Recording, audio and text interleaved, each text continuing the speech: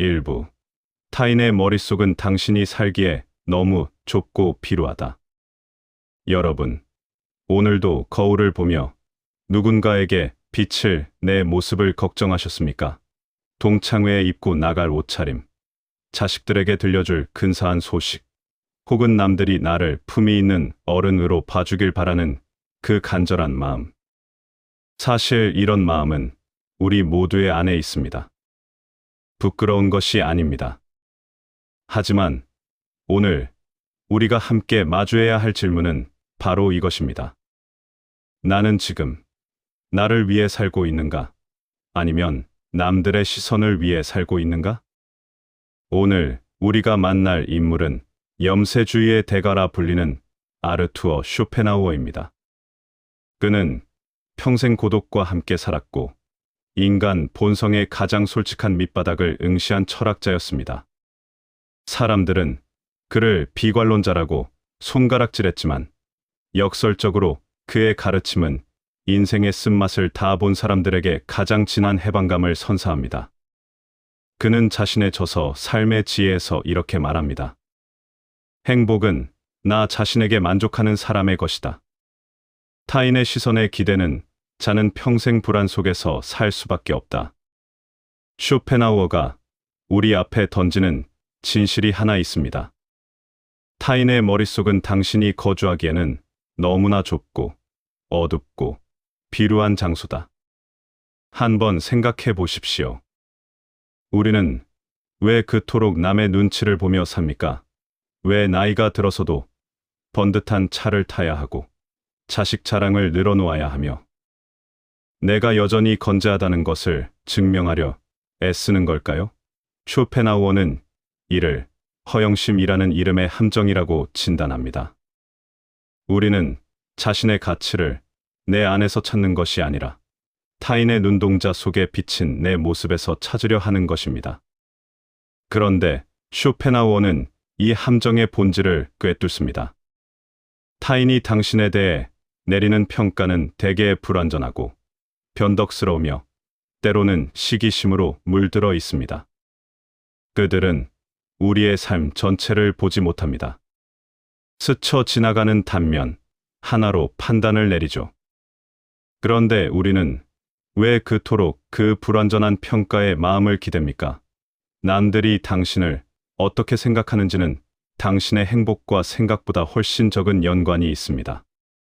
그것은 그들의 머릿속에 있는 상해일 뿐 당신의 진짜 모습이 아니기 때문입니다. 쇼펜하우어는 이를 국어라는 왕에 비유합니다. 왕관을 쓰고 황금 보좌에 앉아 있으면서도 지나가는 행인들이 당신 참 멋지네요라고 말해주기를 기다리며 바닥에 엎드려 국어라는 왕. 그것이 바로 타인의 평판에 내 기분을 맡겨버린 우리의 모습입니다. 왕관은 이미 머리 위에 있는데 스스로 그것을 알지 못하는 것입니다. 특히 60세가 넘은 우리 시니어들에게 이 가르침은 더욱 깊게 다가옵니다. 은퇴를 하고 사회적 역할이 달라지면 우리는 갑작스러운 공허함을 느낍니다. 이제 아무도 나를 알아주지 않으면 어떡하지? 내가 초라해 보이면 어떡하지? 하는 불안이 슬그머니 찾아오죠. 그래서 더 필사적으로 남들에게 나를 증명하려 합니다. 이것은 나약함이 아닙니다. 오랜 세월 사회 속에서 살아온 우리라면 누구나 겪는 자연스러운 과정입니다. 하지만 쇼펜하우어는 단호하게 말합니다. 나이가 든다는 것은 인생의 모든 환상이 거치고 진실을 마주하는 시간이다. 젊었을 때는 타인의 박수가 필요했을지 모릅니다. 무대 위에서 살아남기 위해 박수가 연료가 되어주기도 했죠. 하지만 인생의 황혼기에 접어든 지금 우리에게 필요한 것은 박수가 아니라 고요한 자아입니다. 남들이 나를 어떻게 보든 내가 나 자신과 함께하는 시간이 충만하다면 그것이야말로 진정한 행복의 경지입니다. 쇼펜하우어는 우리에게 묻습니다. 당신은 당신 자신을 위해 살고 있습니까? 아니면 남들에게 보여주기 위한 연극을 하고 있습니까? 모임에 나가서 밥값을 먼저 내고 자식의 대기업 취업 소식을 자랑하며 뿌듯해하는 그 순간 잠깐의 기쁨이 찾아오기도 합니다. 하지만 집에 돌아와 혼자 남겨졌을 때 찾아오는 그 묘한 허무함은 어디서 오는 것일까요? 쇼펜하우어의 진단에 따르면 그것은 외부에서 에너지를 빌려오느라 내면을 채우지 못했기 때문입니다. 빌려온 기쁨은 빌려온 것이기에 오래가지 않습니다. 그는 말합니다. 내면이 빈곤한 사람은 타인과 섞여 있을 때만 살아있음을 느끼고 내면이 풍요로운 영혼은 홀로 있을 때 비로소 완성된다. 이 말은 고독을 강요하는 것이 아닙니다.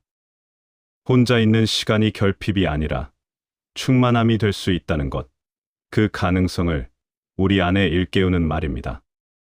여러분, 이제 남들이 나를 무시하든 말든, 대단하게 보든 아니든, 그것은 온전히 그들의 세계에서 일어나는 일입니다. 여러분의 행복은 여러분의 피부 안쪽에 머물러야 합니다. 피부 바깥의 평가에 흔들리는 순간, 우리의 인생은 파도에 떠밀리는 작은 배처럼 끊임없이 요동칩니다. 하지만 내 중심이 내 안에 있다면 아무리 큰 파도도 우리를 삼킬 수 없습니다. 쇼펜하우어의 철학은 때로 차갑게 느껴집니다. 하지만 그 차가움은 우리를 해치려는 것이 아니라 오랜 잠에서 깨어나게 하는 얼음물과 같습니다. 그는 우리에게 고독을 권합니다. 그런데 그가 말하는 고독은 외로움과는 전혀 다릅니다.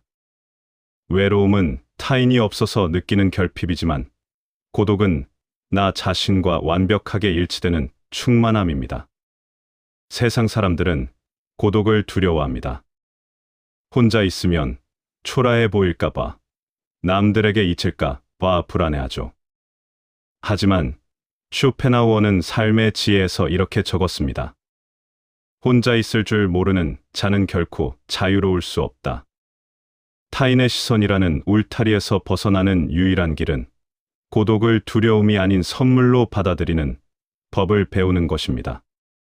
오늘 밤, 잠들기 전 잠시 눈을 감고 이렇게 말씀해 보십시오. 나는 더 이상 타인의 머릿속에서 살지 않겠다. 이제 나의 집으로 돌아가겠다. 남의 비위를 맞추느라 내 노후를 소진하지 마십시오. 남의 인정을 받으려 내 귀한 시간을 흘려보내지 마십시오. 쇼펜하우어가 가르쳐주는 인생 후반전의 진짜 승리는 얼마나 많은 사람에게 환영받느냐가 아니라 얼마나 나 자신과 평화롭게 지낼 수 있느냐에 달려 있습니다. 타인의 시선이라는 무거운 짐을 내려놓는 순간 여러분은 비로소 깃털처럼 가벼워진 진짜 인생을 시작하게 될 것입니다. 자, 쇼펜하우어의 통찰이 여러분의 마음속 어딘가를 두드렸나요? 타인의 시선이라는 울타리가 얼마나 좁은 곳인지 느껴지셨다면 이제 여러분은 자유로워질 준비가 된 것입니다. 2부. 고독은 비참함이 아니라 축복이다.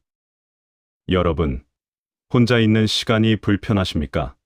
텅 빈 거실에 앉아 시계 초침 소리만 듣고 있으면 세상에서 나만 뒤처진 것 같고 아무도 나를 찾지 않는다는 생각에 가슴 한구석이 쉬어오시나요?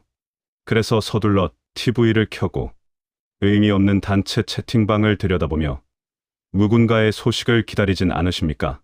사실 이런 마음, 우리 중 누구라도 한 번쯤은 느껴봤을 것입니다. 하지만 쇼펜하우어는 우리에게 아주 다른 시각 하나를 건넵니다.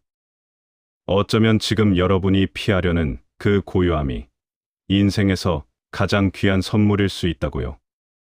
쇼펜하우어는 삶의 지혜에서 이렇게 말합니다. 인간은 오직 혼자 있을 때만 온전히 자기 자신일 수 있다. 그러므로 고독을 사랑하지 않는 자는 자유를 사랑하지 않는 자와 같다. 처음 이 말을 들으면 다소 낯설게 느껴질 수 있습니다. 우리는 평생 함께를 미덕으로 배워왔으니까요. 하지만 한번 냉정하게 생각해 보십시오. 우리가 사람들과 섞여 있을 때 정말 온전한 나 자신으로 존재하고 있습니까? 솔직히 말하면 꼭 그렇지만은 않습니다. 우리는 분위기를 맞추기 위해 내 생각을 살짝 접어두고 누군가의 기분을 상하게 하지 않으려 억지 미소를 짓습니다. 타인과 함께하는 시간은 아름답지만 동시에 나의 어떤 부분을 조금씩 다듬어내는 과정이기도 합니다. 쇼펜하우어는 이것이 지속될 때 우리는 자신도 모르게 영혼의 빛을 서서히 줄여간다고 경고합니다. 특히 60세가 넘은 우리에게 고독은 선택이 아니라 필수적인 품격입니다. 젊었을 때는 사회적 동물로서 사람들과 섞여야만 얻을 수 있는 것들이 있었습니다. 돈을 벌어야 했고, 자식을 키워야 했으며, 세상의 풍파 속에서 살아남아야 했죠. 그 시절의 분주함은 당연하고 필요한 것이었습니다. 하지만 이제는 어떻습니까? 이제는 더 이상 누군가에게 잘 보여야 생계가 달린 상황이 아닙니다. 그런데 왜 여전히 혼자 있으면 안 된다는 오래된 불안에 쫓기고 계십니까? 쇼펜하우어는 외로움과 고독을 엄격히 구분합니다. 외로움은 타인이 없어서 느끼는 결핍의 상태입니다. 반면 고독은 나 자신으로 충만한 상태입니다. 배고픈 사람이 빵을 구하듯 타인의 관심을 갈구하는 것이 외로움이라면 맛있는 진수성찬을 차려놓고 나 홀로 그 풍요를 음미하는 것이 고독입니다. 쇼펜하우어는 말합니다. 지혜로운 자는 결핍 때문이 아니라 풍요로움 때문에 혼자가 된다. 고독은 가난한 자의 것이 아니라 내면이 넉넉한 자만이 누릴 수 있는 사치라는 것입니다. 여러분, 고독이 비참한 노인의 전유물이라는 생각은 오해입니다. 오히려 내면이 가난할수록 고독을 견디지 못합니다. 속이 텅 빈 사람들은 그 공허함을 채우기 위해 끊임없이 밖으로 나갑니다. 남의 험담에 끼어들고 쉴 새 없이 모임을 전전하며 소음 가득한 자리에서 자신이 살아있음을 확인하려 하죠. 그 자리가 나쁜 것이 아닙니다. 하지만 그 자리를 떠나 집으로 돌아가는 길에 이상하게 허전한 느낌이 드셨다면 그것은 외부의 자극으로 내면의 허기를 달래려 했기 때문입니다. 빌려온 온기는 오래가지 않습니다. 생각해 보십시오. 오랫동안 비워두었던 방에 오랜만에 들어가면 어떻습니까? 먼지가 쌓이고 공기가 탁해져 있습니다. 하지만 창문을 열어 바람을 들이고 혼자 조용히 그 방을 정돈하고 나면 그 방은 다시 가장 편안한 공간이 됩니다. 우리의 내면도 마찬가지입니다. 끊임없이 타인으로 채워두기만 하면 정작 내가 머물 자리가 없어집니다.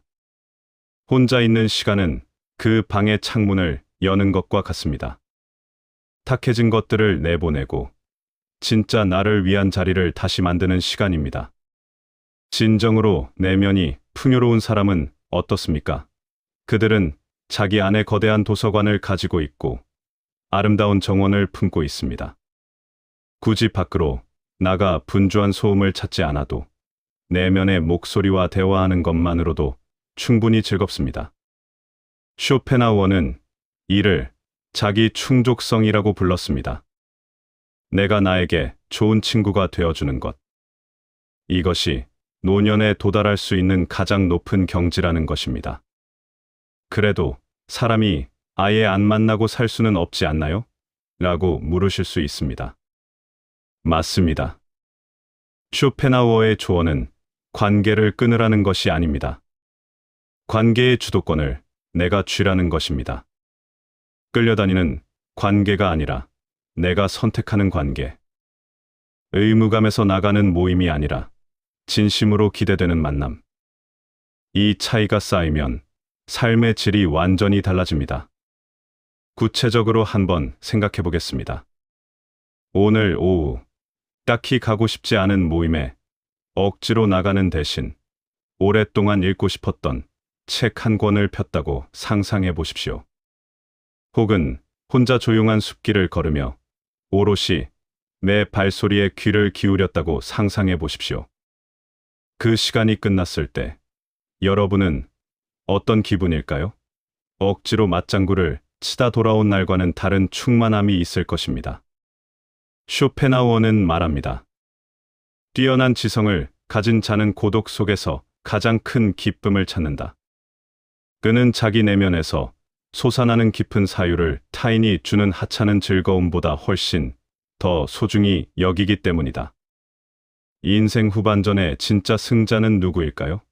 돈이 많은 사람, 자식이 출세한 사람. 쇼펜하우어는 고개를 젓습니다. 그는 이렇게 말합니다. 혼자 있어도 단 1분도 지루하지 않은 사람. 그 사람이 진짜 승자라고요. 혼자 있는 시간을 견디지 못해 안달복달하는 사람은 평생 환경의 노예로 살 수밖에 없습니다. 날씨가 흐리면 기분이 가라앉고 전화가 오지 않으면 불안해지며 모임에 초대받지 못하면 소외감에 시달립니다. 하지만 고독을 즐길 줄 아는 사람은 그 어떤 외부 상황도 그를 근본적으로 흔들지 못합니다. 그는 이미 자기 내면에 흔들리지 않는 중심을 세웠기 때문입니다. 여러분, 오늘부터 고독을 조금씩 연습해 보십시오. 하루에 단 1시간이라도 스마트폰을 내려놓고 TV를 끄고 오로지 나 자신과 마주 앉아 보십시오. 처음에는 그 정적이 어색할 수 있습니다. 아무것도 하지 않는 것이 왠지 불안하게 느껴질 수도 있습니다.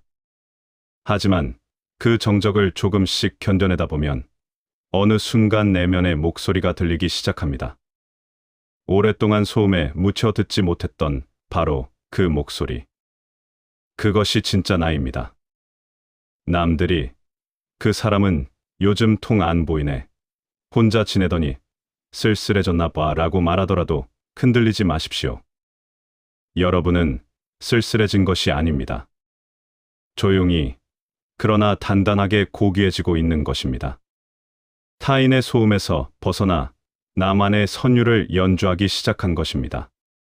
쇼펜하우어는 이렇게 말합니다. 고독은 모든 위대한 영혼의 운명이다. 그 운명을 기꺼이 받아들일 때 당신은 비로소 품격 있는 인간으로 완성된다. 이제 외로움에 떨지 마십시오. 대신 고독의 품 안으로 당당하게 걸어 들어가십시오. 그곳에서 여러분은 그동안 바깥을 향해 있던 눈을 안으로 돌리고 오랫동안 만나지 못했던 진짜 나 자신을 다시 찾게 될 것입니다. 자, 고독이라는 단어가 이제 조금은 다르게 느껴지시나요? 그것은 감옥이 아니라 여러분을 자유롭게 하는 유일한 안식처입니다. 3부. 인생은 고통과 권태 사이를 오가는 시계추. 여러분, 오늘도 무언가 부족하다고 느끼셨습니까? 통장 잔고가 조금 더 많았으면, 자식이 조금 더 성공했으면, 혹은 내가 조금 더 건강했으면 하는 그 조금 더라는 갈증 말입니다. 사실 이 갈증은 나이와 상관없이 우리 모두의 안에 있습니다. 인간이라면 자연스럽게 느끼는 감각이기도 합니다. 하지만 오늘 쇼펜하우어는 우리에게 이 갈증의 정체를 좀 더 깊이 들여다보자고 권합니다. 우리가 평생 채우려 했던 그것이 정말 채워질 수 있는 종류의 것인지를요. 쇼펜하우어는 의지와 표상으로서의 세계에서 인간의 욕망을 이렇게 표현합니다. 욕망은 채워지지 않는 구멍난 항아리와 같다. 하나를 채우면 새로운 갈증이 생겨나고 우리는 그것을 평생 반복한다. 그리고 여기서 그 유명한 통찰이 나옵니다. 인간의 삶은 고통과 권태 사이를 왔다 갔다 하는 시계추와 같다. 이 말을 한번 천천히 씹어 보십시오.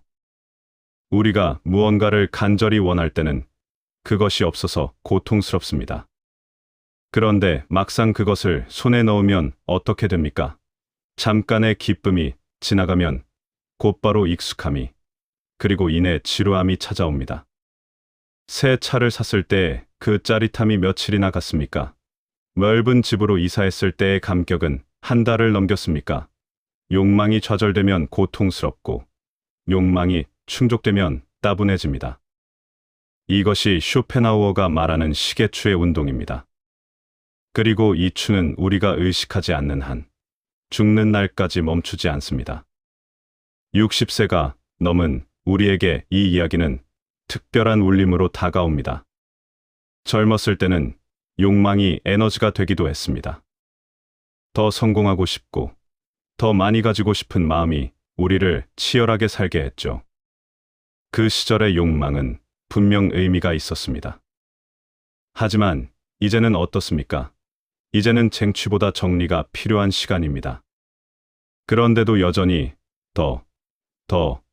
더를 향해 달려가고 있다면 한번 멈추고 스스로에게 물어볼 필요가 있습니다. 나는 지금 진짜 원하는 것을 향해 가고 있는가? 아니면 그냥 오래된 습관으로 달리고 있는 것인가? 라고요. 쇼펜하우어는 우리에게 차가운 진실을 전합니다. 행복이란 욕망을 채우는 것이 아니라 욕망의 크기를 줄이는 것이다. 바닷물을 마시면 마실수록 더 목이 마르듯 소유욕도 그렇습니다. 많이 가질수록 지켜야 할 것은 많아지고 걱정은 비례해서 늘어납니다. 쇼펜하우어는 이를 황금 사슬에 비유했습니다. 가난한 자는 무거운 철 사슬에 묶여 고통받지만 많이 가진 자는 번쩍이는 황금 사슬에 묶여 꼼짝달싹 못한다는 것이죠. 재료는 달라도 결국 사슬은 사슬입니다. 노년의 진짜 품격은 덜어냄에서 나옵니다. 내 자식이 남들보다 잘나야 한다는 욕심을 조금 내려놓는 것. 내 노후가 남들보다 화려해야 한다는 마음을 조금 비워내는 것. 내가 여전히 주인공이어야 한다는 집착에서 조금 자유로워지는 것. 이것이 나이 들매의 진짜 기술입니다. 쇼펜하우어는 말합니다. 자신의 내면이 풍요로운 사람은 외부 세계에 요구하는 것이 거의 없다. 반면 내면이 가난한 자는 끊임없이 외부의 자극과 소유물로 그 빈자리를 메우려 애쓴다. 여러분, 소풍을 떠날 때 짐이 너무 무거우면 여행을 즐길 수 있습니까? 인생도 마찬가지입니다. 이제 곧 긴 여행을 마무리해야 할 시간인데 여전히 무거운 욕망의 짐 보따리를 짊어지고 힘겨워하고 있지는 않으신가요? 짐을 내려놓는 것은 포기가 아닙니다. 비로소 두 손이 자유로워지는 것입니다. 쇼펜하우어는 우리에게 현재라는 유일한 보석을 보라고 권합니다. 우리는 평생 과거에 대한 후회와 미래에 대한 불안 사이를 오갑니다. 그때 그랬어야 했는데, 나중에 아프면 어떡하지? 이런 생각들이 마음의 절반을 차지하고 있지는 않으신가요? 쇼펜하우어는 삶의 지혜에서 이렇게 씁니다. 과거는 이미 지나갔고 미래는 아직 오지 않았다. 우리에게 허락된 유일한 현실은 오직 지금 이 순간뿐이다. 욕망은 우리를 자꾸 미래로 끌고 갑니다. 이것만 해결되면, 자식이 결혼만 하면, 돈이 조금만 더 모이면 그때 편안해질 거라고 속삭이죠. 하지만 그 나중은 생각만큼 쉽게 오지 않습니다. 하나가 해결되면 또 다른 걱정이 줄을 서고 있기 때문입니다. 그렇게 우리는 현재를 미래를 위한 준비 기간으로만 쓰다가 어느새 시간이 훌쩍 지나 있음을 발견합니다. 이제는 시계추를 멈춰볼 시간입니다. 고통과 권태 사이를 흔들리는 그 추를 잠시 붙잡고 지금 이 순간 뇌가 누릴 수 있는 작은 평화에 집중해보는 것입니다. 따뜻한 차 한 잔의 온기, 창가에 비치는 오후의 햇살, 좋아하는 음악이 흘러나올 때의 그 잔잔한 기쁨. 이런 것들에서 진심으로 기쁨을 찾을 수 있는 능력, 이것이 바로 노년이 갖출 수 있는 진짜 실력입니다. 쇼펜하우어는 이렇게 말합니다. 지혜로운 자는 결핍을 채우려 애쓰기보다 지금 가진 것에 감사하며 그것을 온전히 누리려 노력한다. 여러분이 지금 가진 건강, 가족, 시간, 소소한 일상. 이것들을 당연하다고 여기는 순간 우리는 이미 가장 소중한 것을 잃고 있는 것입니다. 이것들이 없어졌을 때의 허전함을 잠시 상상해보면 지금 이 순간이 얼마나 충분한지 새삼 깨닫게 됩니다. 그럼 아무 욕심도 없이 살라는 건가요? 아닙니다. 쇼펜하우어는 욕망 자체를 없애라고 하지 않습니다. 그는 어떤 욕망을 선택할 것인가를 이야기합니다. 타인의 시선에 맞춘 세속적인 욕망 대신 내 정신을 풍요롭게 하는 지적인 갈망을 채우라는 것입니다. 악기를 배우고, 글을 쓰고, 책을 읽고, 세상을 깊이 관조하는 즐거움. 이런 것들은 채워도 질리지 않으며 오히려 우리 영혼을 더 맑게 합니다. 비교가 필요 없는 욕망, 남의 시선이 필요 없는 성장. 이것이 노년에 가장 어울리는 욕망의 방향입니다. 여러분, 인생의 산막은 가지는 시간이 아니라 버리는 시간입니다. 오랫동안 움켜쥐었던 손을 하나씩 펴보십시오. 손을 펴야만 비로소 바람이 통하고 햇살이 닿습니다. 욕망의 크기를 내 존재의 크기보다 작게 만드는 것. 그것이 쇼펜하우어가 말하는 노년의 지혜입니다. 그때 비로소 여러분은 그 어떤 풍파에도 크게 흔들리지 않는 고요한 평온을 얻게 될 것입니다. 남들이 저 사람은 욕심도 없이 무슨 재미로 사나라고 말하더라도 괜찮습니다. 그들은 아직 시계추 위에서 내려오지 못한 것뿐입니다. 여러분은 이미 그 추에서 발을 떼고 고요한 호숫가에 앉아 인생을 바라보기 시작한 것입니다. 쇼펜하우어는 우리에게 이렇게 묻습니다. 욕망의 노예로 살 것인가? 아니면 욕망을 다스리는 사람으로 살 것인가? 당신의 남은 인생이 어떤 빛깔이 될지는 오직 그 선택에 달려 있다. 자, 여러분의 어깨를 짓누르던 욕망의 짐이 조금은 가벼워지셨나요? 더 가져야 한다는 강박에서 한 발짝 물러서는 순간, 인생은 놀라울 정도로 단순하고 아름다워집니다. 4부. 죽음이라는 그림자를 뚫고 영원한 현재를 살라. 여러분, 이제 마지막 이야기를 나눌 시간입니다. 조금 무거울 수 있는 주제입니다. 바로 죽음입니다. 나이가 들수록 몸은 예전 같지 않고 주변의 빈자리는 조금씩 늘어갑니다. 밤마다 찾아오는 나도 언젠가는 사라지겠지 라는 그 서늘한 예감이 여러분의 마음 한켠을 무겁게 누르지는 않으신가요? 이 감각은 나약함이 아닙니다. 삶을 진지하게 살아온 사람이라면 누구나 마주하게 되는 깊고 솔직한 감각입니다. 오늘 쇼펜하우어는 우리에게 그 무게를 함께 들여다보자고 합니다. 그리고 아주 뜻밖의 위로를 건넵니다. 쇼펜하우어는 의지와 표상으로서의 세계에서 이렇게 말합니다. 죽음을 두려워하는 것은 자신이 무엇인지를 아직 충분히 알지 못하기 때문이다. 사람들은 왜 죽음을 그토록 두려워할까요? 그것은 우리가 나라는 존재를 사회적 지위, 재산, 가족 관계, 그리고 이 늙어가는 육체와 동일시하기 때문입니다. 직함이 사라지면 내가 사라지는 것 같고, 건강이 흔들리면 존재 자체가 흔들리는 것처럼 느껴집니다. 하지만 쇼펜하우어는 조용히 묻습니다. 당신은 정말 그것들입니까? 그는 말합니다.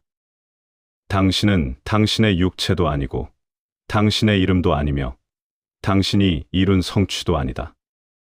당신은 그 모든 것을 담고 있는 더 깊은 무언가다. 태양을 생각해 보십시오. 태양은 매일 저녁 지평선 너머로 사라집니다. 하지만 태양 자체가 소멸하는 것입니까? 아닙니다. 우리 눈에 잠시 보이지 않을 뿐, 태양은 여전히 그 자리에서 빛나고 있습니다. 쇼펜하우어는 인간의 죽음도 이와 닮아 있다고 말합니다.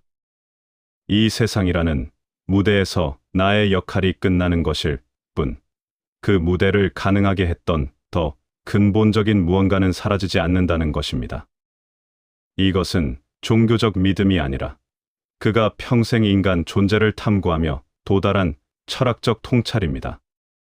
이 깨달음을 조금이라도 받아들이는 순간, 여러분의 노년은 죽어가는 시간이 아니라 비로소 진짜 나로 돌아오는 시간이 됩니다.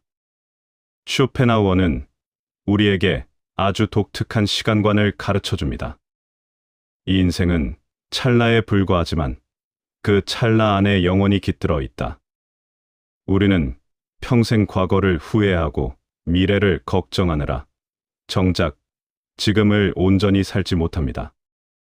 어제의 아쉬움과 내일의 불안 사이에서 오늘이 조용히 지나가는 것입니다. 하지만 쇼펜하우어는 말합니다. 과거는 이미 지나간 것이고 미래는 아직 도착하지 않은 것입니다. 우리에게 허락된 유일한 현실은 오직 지금 이 순간입니다. 만약 여러분이 오늘 아침 마시는 차 한 잔에 온전히 집중할 수 있다면, 그 온기를 손바닥으로 느끼며 아무 생각 없이 그 순간에 머물 수 있다면, 여러분은 이미 충분히 살고 있는 것입니다. 60세, 70세라는 숫자에 갇히지 마십시오. 숫자는 세상이 매긴 가격표일 뿐입니다. 쇼펜하우어는 말합니다. 나이가 들어 육체가 쇠약해지는 것은 영혼이 뒤로서 자유롭게 날아오르기 위해 무거운 짐을 하나씩 내려놓는 과정이다. 육체는 낡아가지만 그 안에서 세상을 바라보는 눈은 오히려 더 맑아질 수 있습니다. 나이 듦이란 상실이기도 하지만 동시에 정제되어가는 과정이기도 합니다. 그렇다면 우리는 남은 인생에서 무엇을 남겨야 할까요? 자식에게 물려줄 아파트 한 채, 통장에 찍힌 숫자, 물론 그것들도 소중합니다. 하지만 쇼펜하우어는 그 너머에 있는 유산을 이야기합니다. 진정한 유산은 어떤 사람이었는가의 흔적이라고요. 타인의 시선에 휘둘리지 않는 단단한 자존감, 고독 속에서도 평온을 유지하는 지혜, 그리고 세상을 관조하며 미소 지을 수 있는 여유. 이것이 여러분이 이 세상에 남길 수 있는 가장 고귀한 것들입니다. 말로 전해지지 않아도 그 삶의 태도는 곁에 있는 사람들에게 조용히 스며듭니다. 쇼펜하우어는 이렇게 말합니다. 죽음 앞에서 가장 평온한 사람은 자기 자신으로 충분히 살았다는 것을 아는 사람이다. 반대로 가장 불안한 사람은 평생 남의 기대에 맞추느라 정작 자신이 원하는 삶이 무엇인지 한 번도 깊이 물어보지 못한 사람입니다. 이제 그 질문을 스스로에게 던져보십시오. 나는 지금 진짜 나로 살고 있는가? 라고요. 남들이 저 사람은 나이가 들더니 고집이 세졌네, 좀 차가워진 것 같아 라고 수근거려도 괜찮습니다. 그것은 여러분이 비로소 타인의 평가가 아닌 자신의 중심으로 살기 시작했다는 신호일 수 있습니다. 오랫동안 남을 위해 맞춰왔던 그 에너지를 이제는 자기 자신을 향해 돌려도 될 시간입니다. 노년의 진짜 품격은 초월에서 나옵니다. 세상의 소음에서 한 발짝 물러서고 타인의 평가에 일일이 반응하지 않으며 내 욕망과 두려움조차 조금은 거리를 두고 바라볼 수 있는 것. 쇼펜하우어는 이 상태를 동양의 열반과 닮은 고요함이라고 불렀습니다. 더 이상 증명할 것이 없고 더 이상 두려워할 것도 없는 상태. 이것이 그가 말하는 인간이 도달할 수 있는 가장 높은 경지입니다. 여러분의 인생은 실패한 연극이 아닙니다. 60년 넘게 이 거친 세상을 버텨내고 사랑하는 사람들을 돌보며 수없이 넘어지고 다시 일어선 것만으로도 여러분은 이미 충분히 살아낸 사람입니다. 이제는 그 삶의 무게를 짐이 아닌 훈장으로 바라보십시오. 자식의 성공이 내 성공인 줄 착각하지 마십시오. 배우자의 사랑이 내 가치의 전부인 줄 착각하지 마십시오. 여러분의 가치는 관계 속의 역할이 아니라 여러분 내면의 빛에서 나옵니다.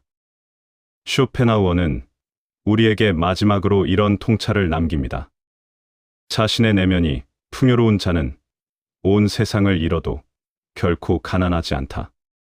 지금 눈을 감고 잠시 생각해 보십시오. 남들이 다 떠나가고 명예도 재산도 사라졌을 때, 그때도 나를 고요하게 해줄 내면의 힘이 있으신가요? 아직 부족하다고 느끼신다면 그것이 바로 오늘부터 시작할 이유입니다. 책을 읽고 조용히 사유하고 나 자신과 천천히 친해지십시오. 고독을 두려워하지 말고 고독이라는 거울을 통해 진짜 나를 마주하십시오. 우리는 오늘 쇼펜하우어와 함께 4가지 여정을 걸었습니다.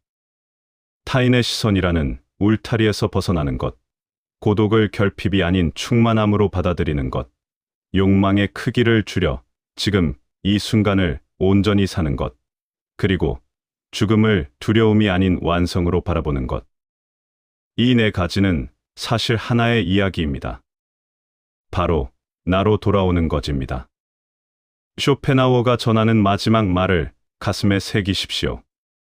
고독을 즐기고 현재를 사랑하며 죽음을 두려워하지 말라.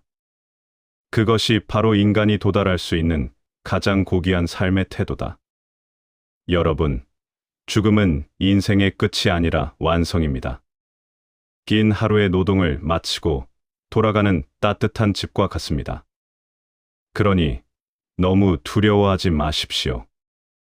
여러분이 이 세상에 온 이유는 누군가에게 환영받기 위해서가 아니라 여러분이라는 한 사람의 인생을 온전히 살아내기 위해서입니다. 이제 남의 비위를 맞추던 오래된 습관을 조용히 내려놓으십시오.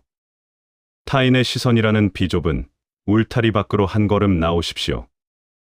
그리고 여러분에게 남겨진 시간을 지금껏 살아온 그 어느 때보다 온전하고 자유롭게 사십시오. 쇼펜하우어의 철학은 차갑게 시작하지만 결국 이 따뜻한 자리로 우리를 데려옵니다. 나는 더 이상 누군가의 부모, 누군가의 배우자, 누군가의 동료로만 살지 않겠다. 나는 이제 온전한 나 자신으로 존재하겠다. 이 결심 하나가 여러분의 남은 인생을 바꿀 것입니다. 그 고귀한 길을 걷는 여러분의 뒷모습에 찬란한 석양의 축복이 가득하길 바랍니다.